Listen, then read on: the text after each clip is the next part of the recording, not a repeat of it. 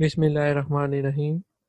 Welcome to the channel. My name is Asim Amjad and in this video lecture I will tell you about shear force and bending moments.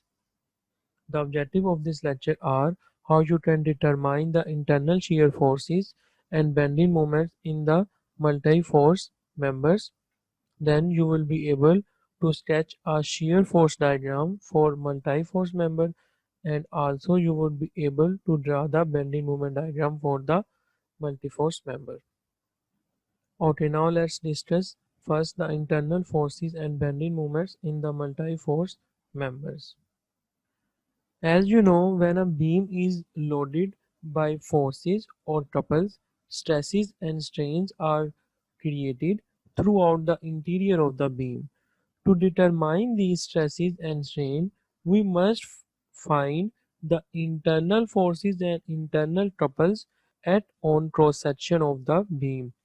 As illustrated on the figure, you can see these internal quantities are found considering a cantilever beam, that is AB,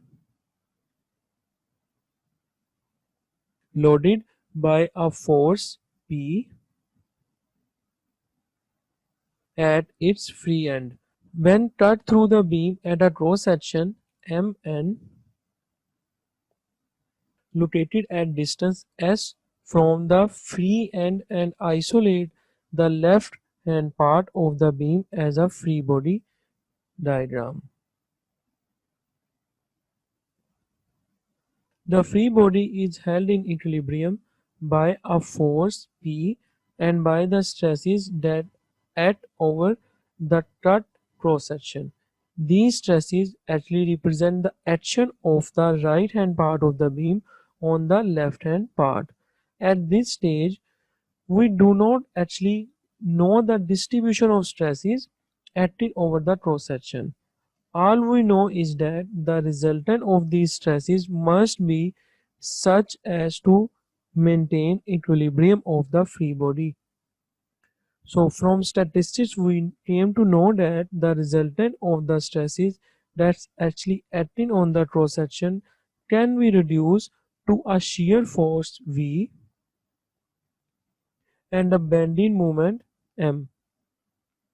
Because the load P is transferred to the axis of the beam, so no axial forces actually exist at the cross section.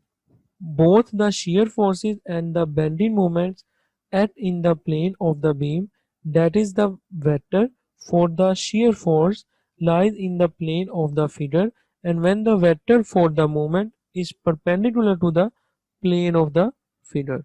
So whereas S is basically the distance from the free end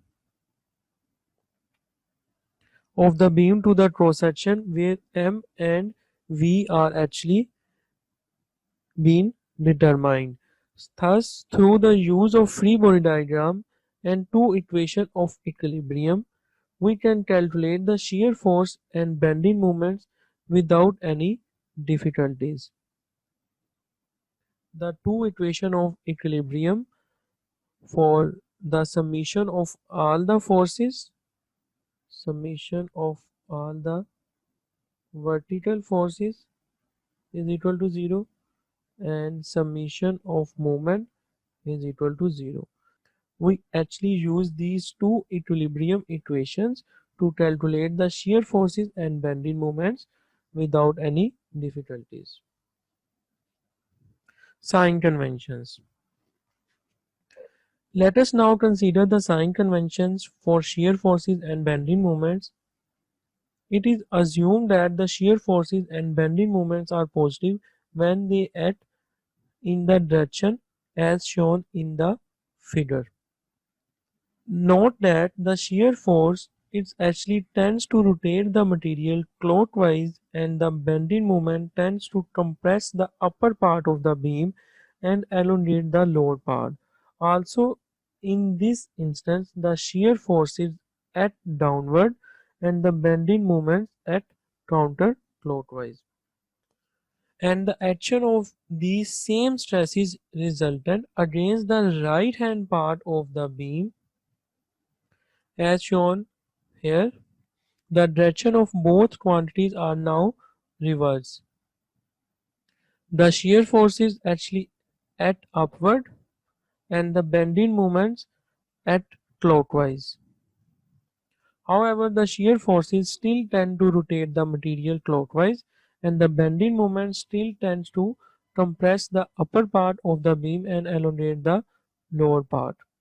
Therefore, we must recognize that the algebraic sign of a stress resultant that is determined by how it deforms the material on which it actually acts, rather than by the direction in space.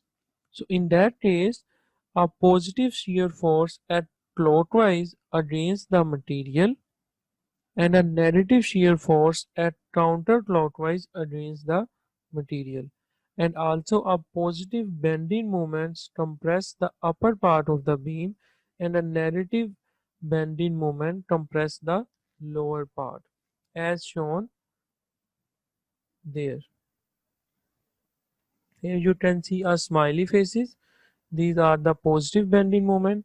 Here you can see the negative of frowny faces, and these are the negative bending moment. Here you can see the direction of shear force.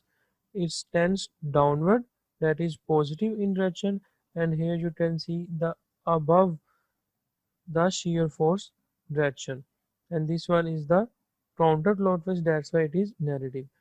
Here again on the right hand side of the part it's positive because the direction of this arrow is clockwise, and here you can see anti-clockwise direction of the shear force, that's why it's again negative. Okay, now let's start drawing the relationship between load, shear forces and the bending moments. This relationship is actually quite useful when investigating the shear forces and bending moments throughout the entire length of a beam, and they are especially helpful when constructing shear force and bending moments diagram. So as a mean of obtaining the relationship, let us consider an element of the beam cut out between two cross sections that are distance dx apart. The load acting on the top surface of the element may be a distributed load or a concentrated load, but here we consider the distributed load. Now let's take this part and draw it over there, and here you can see a force Qx per unit length is actually acting over there, and here you can see a shear force acting upward, and here is the moment that is actually acting clockwise direction. As there is infinitely small increment between V and M, so we donate the term dV and dm for the other side of the shear force and the moments. For each case of loading, we can write two equations of equilibrium for the element. One equation for equilibrium of forces in the vertical direction and one for the equilibrium of moment. So the first of these equations gives the relationship between the load and the shear forces, and the second gives the relationship between the shear force and the bending moments. The intensity of load that is distributed over there is Q, as I am telling you before. Now we will first consider the relationship to the shear force and second its relationship to the bending moments. Okay, अब हम यहाँ पे shear forces जो है वो calculate करेंगे. वो सब फोर्सेस जो वाई डायरेक्शन में ऐड कर रही हैं हम उसका समीशन कर लेंगे according to the equilibrium condition, और हमने यहाँ पे पॉजिटिव डायरेक्शन ली है जिन फोर्सेस की अप साइड उनकी डायरेक्शन होगी उसको हम यहाँ पे पॉजिटिव कह रहे हैं. तो ये शेयर की फोर्स की डायरेक्शन अप साइड है, तो यहाँ पे हमारे पास v आ जाएगा minus here is the distributed load that is Q S जो कि इस रेंज डी एस के ऊपर ऐड कर रहा है, तो क्यू डी एस और इसकी डायरेक्शन आउटसाइड है तो हम यहाँ पे माइनस का साइन लिखेंगे. सेम यहाँ पे शेयर फोर्स जो है वो वी एट हो रही है जो कि डाउनवर्ड डायरेक्शन में, तो माइनस वी आ जाएगा, और प्लस डी जो है यहाँ पे क्योंकि एक स्मॉल डिस्टेंस है दैट्स वाई यहाँ पे हमने एक स्मॉल इंक्रीज इसके अंदर लिखा है इस शेयर फोर्स में दैट इज डी वी, तो यहाँ पे प्लस डी वी होगा और इस बाहर वाले नेगेटिव साइन की वजह से ये प्लस माइनस में कन्वर्ट हो जाएगा, equal to 0. So after rearranging the situation, you come up with this solution, that is minus q is equal to dv over ds. So for this equation, we see that the rate of change of the shear force at any point on the axis of the beam is actually equal to the negative of the intensity of the distributed load at the same point, or you can say the negative value of the load at a point is actually equal to the slope rate of change of the shear diagram. The shear force at two different cross sections of a beam can be obtained by integrating along the axis of the beam. To obtain this relationship, we simply multiply the both sides of the equation by dx and then finally integrate between any 2 points, let's say x1 and x2, on the axis of the beam. Thus, after integrating and solving this equation, we come up with this equation, that is dv is equal to minus integral x1 to x2 q dx. So in other words, the change in shear force between 2 points along the axis of the beam is actually equal to the negative of the total downward load between those points. Or you can also write this term as the change in shear between 2 points equals negative the area under the load curve. Okay, now let's draw the shear force diagram for the beam loaded as shown below. shear force diagram draw करने से पहले हमें इस beam के ऊपर जो forces add कर रही हैं एट दिस पॉइंट और at this point and at this point, पहले हमें वो कैलकुलेट करनी पड़ेगी. From the previous video lecture, we know that the area of this distributed load is equal to 4000 times the 4 is equal to 16,000. तो यहाँ पे जो टोटल फोर्स आपकी ऐड करेगी वो 16,000 पाउंड की है. फुट फोर्स के साथ कैंसिल आउट हो जाएगा और ये फोर्स चूंकि यूनिफॉर्मली डिस्ट्रीब्यूटेड है, यूडीएल है, तो इस वजह से ये इसके सेंटर में ऐड करेगी, जिसका यहाँ से यहाँ तक का डिस्टेंस डेफिनेटली 2 फीट होगा. Then move to the UVL, uniformly varying load. इस लोड के ऊपर जो हमारी मैक्सिमम फोर्स है वो 4000 पाउंड की, जो कि यहाँ पे ऐड कर रही है. हमने यहाँ पे इनकी टोटल फोर्स की जो वैल्यू है वो इसकी एरिया के थ्रू हम निकाल लेंगे. तो that is equal to the 1/2 times W times L. जो लोड यहाँ पे लग रहा है वो 4000 है और जो लेंथ है वो मेरे पास यहाँ पे 3 फीट है. After multiply and divided we come up with this value that is 6000.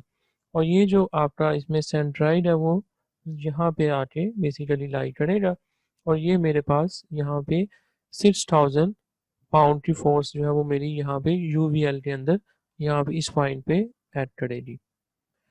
तो यहाँ से यहाँ तक का डिस्टेंस जो है वो 2 फीट है. ये कैसे आएगा, हमें पता है कि यहाँ से इस पॉइंट से इस सेंट्राइड तक का जो डिस्टेंस है वो 2L/3 होता है.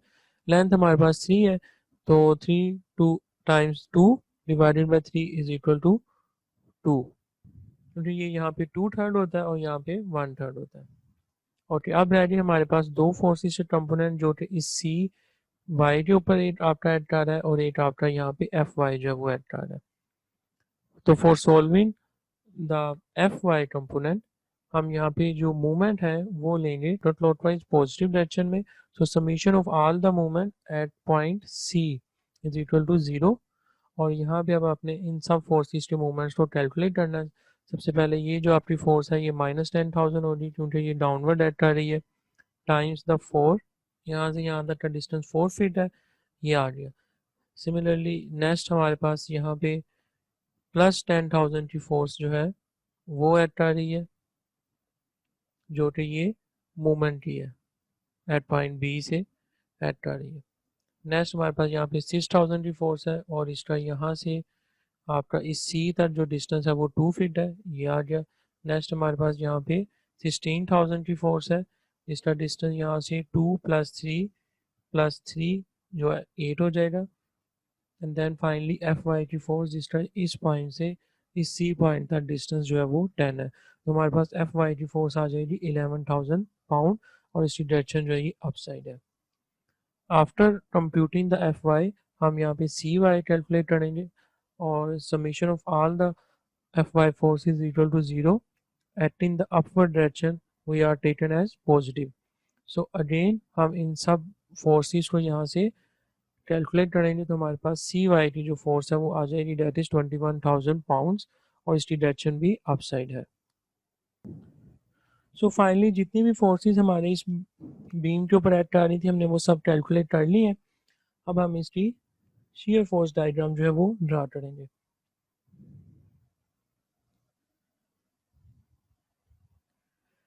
ये मेरे पास वर्टिकल एक्सिस में शेयर फोर्स एक्ट आ रही है और यहाँ पे मेरे पास एक्स एक्सिस के अंदर जो है इसकी लेंथ है मेरे बीम की।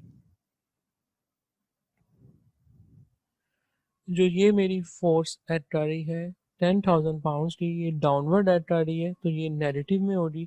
तो मैं इस वाई एक्सिस की स्केल में यहाँ पे -10,000 के पॉइंट से 8 पॉइंट जो है यहाँ पे ड्रा कर लूँगा। कोई चेंज जो है वो नज़र नहीं आएगा और ये जो लाइन होगी ये आपकी स्ट्रेट लाइन होगी। देन एट पॉइंट सी मेरे पास 21,000 की जो फोर्स है वो एक्ट आ रही है due to this roller support. तो मैं क्या करूँगा simply -10,000 plus 21,000 it's equal to plus 11,000 और इस पॉइंट तक मेरे पास एक फोर्स जो है वो आपकी आ जाएगी लाइक दिस। नेक्स्ट मेरे पास यूवीएल जो है यूनिफॉर्मली वेरिंग लोड एक्ट आ रहा है at its centroid that is 6,000। So plus 11,000 -6,000 क्योंकि इसकी डायरेक्शन जो है वो डाउनवर्ड है तो मेरे पास वैल्यू आ जाएगी +5,000 और यहाँ पे जो मेरी लाइन होगी वो पैराबोला होगी क्योंकि ये लोड वेरी कर रहा है एट इट्स पॉइंट। और जो फर्स्ट मेरे पास यहाँ पे लाइन थी वो स्ट्रेट लाइन थी। नेक्स्ट मेरे पास at D to E point कोई फोर्स एक्ट नहीं कर रही तो यहाँ पे जो लोड है वो कांस्टेंट होगा दैट इज 5,000 अगेन। तो यहाँ पे मेरा जो लोड है वो स्ट्रेट होगा और ये लाइन अगेन स्ट्रेट होगी। नेक्स्ट मेरे पास यूडीएल एक्ट आ रहा है और 16,000 का तो +5,000 -16,000 इज इक्वल टू -11,000 और यहाँ से यहाँ तक इस पॉइंट तक मेरी ये फोर्स यहाँ पे स्ट्रेट लाइन होगी और देन आप इसके ऊपर प्रोजेक्ट कर देंगे और अगेन 0। तो जस्ट टू क्रॉस चेक आपकी ये जो फोर्सेस जो शेयर फोर्सेस यहाँ पे ऐड कर रही हैं उनका टोटल सम जो है एट द एंड 0 आना चाहिए। अगर आप यहाँ पे सम करें +11,000 +5,000 +5,000 और फिर आप इसको नेगेटिव नेगेटिव -10,000 नेगेटिव -11,000 तो जो आपकी वैल्यूज हैं वो अगेन इक्वल होंगी और वो 0 होनी चाहिए। और यहाँ से यहाँ तक आप डिस्टेंस आपने कैलकुलेट करना है दैट इज एक्चुअली 1.25। तो ये कैसे आएगा, ये मेरे पास एक ट्राइंगल है राइट ट्राइंगल और एक मेरे पास ये राइट ट्राइंगल है। इन दोनों ट्राइंगल की जो बेस है ये बेस मेरे पास मुझे पता है टोटल कितनी है, it's given out there that is 4 feet. ये मेरे पास 4 आ गया और इसकी बेस को मैं यहाँ पे एच रहा हूँ जिसे मैंने फाइंड करना है।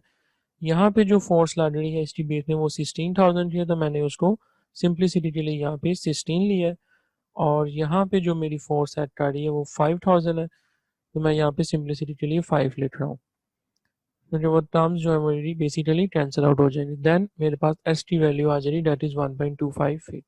ये मेरे पास एस टी वैल्यू आ गई और टोटल जो है मेरे पास वैल्यू वो गिवन है डेट इज़ 4 फीट। 4 में से आप 1.25 माइनस करेंगे तो आपके पास इस पॉइंट से इस पॉइंट तक का डिस्टेंस आ जाएगा that is 2.75। Okay, now let's consider the moment equilibrium of the beam element as shown on the figure again. Summing the moment about an axis at the left hand side of the element, that is the axis is perpendicular to the plane of figure, and taking the counterclockwise moment as positive, we obtain that dm over dx is equal to v. तो यहाँ पे again हमने moment at point A जो है, जो यहाँ पे आपको शो किया हुआ है, इसके अलाउंड हमने मोमेंट कैलकुलेट करना है ऑल फोर्सेस का। और ये मेरे पास जो इक्वेशन बनेगी that is dm over dx is equal to v. So this equation is actually show the rate of change of the bending moment at any point on the axis of a beam that is equal to the shear force at the same point. For instance, if the shear force is 0 in the region of the beam, then the bending moment is constant in that same region. Okay, now let's integrate between 2 points x1 and x2 on the beam axis, and it actually gives the delta m is equal to integral of h1 to h2 or function of v times dx. So the left hand side of the integral of this equation is actually show the difference of m1 to m2 of the bending moment at point x1 to x2. Or to interpret the integral on the right hand side, we need to consider as a v, it's a function of x, and visualize a shear force diagram that's showing the variation of v with x. Then we see the integral on the right hand side represent the area below the shear force diagram between x1 and x2. और इसी को अगर मैं rewrite करके लिखूँ तो we can say the change of bending moment between 2 points equal to the area under the shear force curve. So now we have to draw the shear force and bending moment diagram for the beam loaded as shown.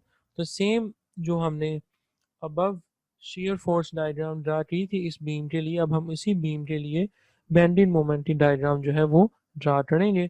और यहाँ पे हमने already सब forces को calculate कर लिया था, that is 16,000, 6,000, 21,000 and F Y जो है हमारे पास वो 11,000 थी। अब हम यहाँ पे shear फोर्स डायग्राम को यूज करते हुए बेंडिंग मोमेंट की डायग्राम को ड्रा करेंगे, और फॉर दैट पर्पस जो हमने shear फोर्स डायग्राम ड्रा की थी उसके अंदर अब हम यहाँ पे पहले एरिया को कैलकुलेट करेंगे। तो मेरा यहाँ से पॉइंट ए से बी तक का जो डिस्टेंस है वो 2 फुट है, और यहाँ पे जो shear फोर्स एक्ट कर रही है वो -10,000 है, तो इससे मल्टीप्लाई करें तो मेरे पास एरिया आ जाएगा 20,000। Same for the case of B to C, मेरे पास एरिया -20,000 है। देन वी जंप अप, और यहाँ पे मैं इस जो मेरे पास पैराबोला था इसको मैं 2 पार्ट्स में डिवाइड करूँगा by simply drawing this line. और ये मेरे पास जो एरिया है यहाँ पे फोर्स 5,000 की है, और इसकी लेंथ जो है वो मेरे पास 3 यूनिट है, 3 फीट है, तो ये 15,000 हो गया। और डी से ई तक का डिस्टेंस भी 3,000 है, और shear फोर्स भी कांस्टेंट है, तो यहाँ पे भी 15,000 आ जाएगा। और ये जो मेरे पास पैराबोला है, पैराबोला का एरिया कैलकुलेट करने का फार्मूला है 2/3 टाइम्स फोर्स, shear फोर्स जो यहाँ पे ऐड करिए that is 6,000 times the base. तो यहाँ पे जो मेरी बेस है वो 3 है, तो एरिया आ जाएगा 12,000। नेक्स्ट मेरे पास ये ट्राइंगल है, और इस ट्राइंगल के लिए एरिया 1/2, बेस जो है मेरे पास 1.25 है, और हाइट जो इसकी हाइट पे जो फोर्स एक्ट कर रही है shear फोर्स वो 5,000 है, एरिया आ जाएगा 3,125। एंड एट लास्ट जो मेरे पास ये ट्राइंगल है इसका एरिया आ जाएगा 15,125। So after calculating this area, you can simply draw the bending moment diagram. तो यहाँ पे मेरा पॉइंट 0 है, तो इस 0 पॉइंट से स्टार्ट करेंगे आप। और सबसे पहले मेरे पास यहाँ पे एरिया की वैल्यू है -20,000, तो यहाँ पे बेंडिंग मोमेंट जो है मेरी वो -20,000 आ जाएगी ये पॉइंट के ऊपर, और ये मेरी एक स्ट्रेट लाइन है। सो एट पॉइंट बी मेरे पास यहाँ पे मोमेंट एड कर रहा है दैट इज 10,000 फुट पाउंड, और ये पॉजिटिव है, तो -20,000 plus 10,000 is equal to -10,000। Next मेरे पास एट पॉइंट सी पे जो मेरे पास एरिया आया था वो -20,000 है, तो -10,000 और -20,000 इज इक्वल टू -30,000। ये मेरे पास एक लाइन आ जाएगी, और ये भी मेरे पास एक स्ट्रेट लाइन है। Next for point D point के लिए मेरे पास जो एरिया है यहाँ पे वो 12,000 प्लस 15,000 है, तो that is actually equal to 27,000। तो ये मेरे पास टोटल एरिया जो है वो 27,000 है, और ये मेरे पास -30,000 है। तो -30,000 प्लस 27,000 इज इक्वल टू -3,000। तो ये मेरे पास ये पॉइंट आ जाएगा। और ये जो मेरे पास एक यहाँ पे पैराबोला की शेप है वो ट्यूबिट शेप है, और ये मेरे पास इसलिए मैंने यहाँ पे इसको 3 लिखा है, और ये मेरे पास पैराबोला यहाँ पे ट्यूबिट शेप का ड्रा हो जाएगा। नेक्स्ट मेरे पास जो पॉइंट है डेट इज ई, और यहाँ पे मेरे पास जो एरिया है 15,000, तो -3,000 प्लस 15,000 इज इक्वल टू 12,000, और ये मेरे पास अगेन एक स्ट्रेट लाइन है। नेक्स्ट मेरे पास जो पॉइंट है वो ये 1.25 फीट वाला जो ये पॉइंट है, इस पे हमने ड्रा करना है। इसका एरिया जो है वो 3125 है, तो 12,000 प्लस 3,125 इज इक्वल टू 15,125, और ये मेरे पास पॉइंट आ जाएगा। और ये जो मेरी शेप है वो पैराबोला है। At last at point F जो एरिया मेरे पास वो 15,125 है, तो क्योंकि ये नेगेटिव डायरेक्शन में है तो प्लस 15,125 माइनस 15,125 इक्वल टू 0, और ये यहाँ पे इस 0 पॉइंट के ऊपर आके आपकी जो कर्व है वो मिल जाएगी। सो ये जो मेरी शेप है ये भी पैराबोला है, और ये मेरे पास कंप्लीट बेंडिंग मोमेंट डायग्राम जो है वो हमने ड्रा कर लिए। इस वीडियो लेक्चर के अंदर हमने सीखा है कि shear force and bending moment diagrams को हम किस तरीके से ड्रा कर सकते हैं। On the next video lecture, we will practice some problem related to shear force and bending moment diagram.